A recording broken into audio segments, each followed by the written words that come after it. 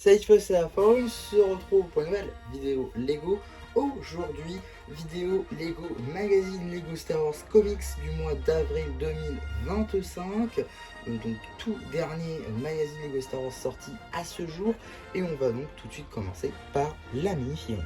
Juste ici, vous avez la mini-figurine d'Obi-Wan Kenobi, une figurine qui n'est pas du tout exclusive à ce magazine. On la retrouve notamment dans son jet, son Starfighter, son Jedi Starfighter, pardon, sorti il y a de ça quelques années, notamment avec donc l'un des Kaminoa, Kaminoa, on sait jamais. En tout cas, voilà, petit set du coup plutôt cool de la Lego Star Wars qui possédait cette mini-figurine dans cette configuration exacte avec les cheveux, mais aussi la capuche qu'on va également retrouver dans ce magazine. En tout cas, donc on a les cheveux à la renard dans la gamme Ninjago, deux expressions faciales qu'on verra un petit peu plus en détail un peu après, également torse et jambes du coup à la Jedi, ça c'est plutôt simple. À l'arrière, les tailles du torse sont assez sobres, on va dire, surtout des plis dans la tenue de Jedi. Pour ce qui va être des expressions faciales, on retrouve donc un Obi-Wan un petit peu circonspect et de l'autre un petit peu plus déterminé avec sa petite oreillette. Il vient également avec sa nouvelle version de capuche, ainsi qu'un sabre laser avec la lame améliorée sans les bulles d'air à l'intérieur. On continue avec la carte. Juste ici, vous avez la carte en édition limitée numéro LE22, R2D2 édition limitée. Elle appartient à la série 2 de cartes à collectionner Lego Star Wars. Voilà, maintenant qu'on a fait le tour de toutes les diverses surprises, on va pouvoir très rapidement regarder le paperback, juste ici si j'arrive à le prendre, avec donc une petite illustration de notre Obi-Wan Kenobi national, c'est une petite image à l'échelle. On fait bien évidemment comme toujours le petit test pour voir si c'est vraiment à l'échelle, et globalement ça fonctionne plutôt bien.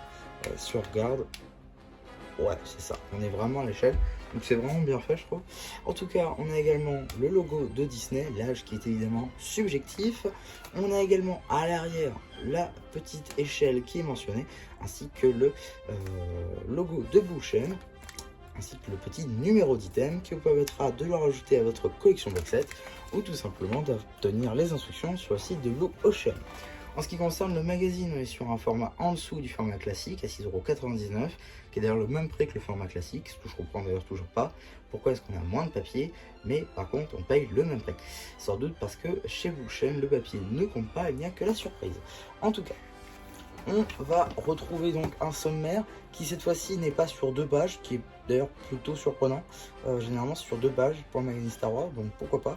Ce qui permet donc de découvrir un petit peu les posters qu'on va avoir, ainsi que les 3 BD qui seront disponibles aussi bien dans ce magazine que sur la chaîne BD, car effectivement je compte les publier sur la chaîne BD. Voilà, donc Glissons sous la pluie, petite page de BD, petite 3 pages de BD, donc voilà, c'est plutôt sympa, qui met d'ailleurs Obi-Wan Kenobi en action. On a également la feinte de fête, juste ici, cette fois-ci une BD un petit peu plus longue quand même. Voilà, BD même très très longue pour le coup. Tac.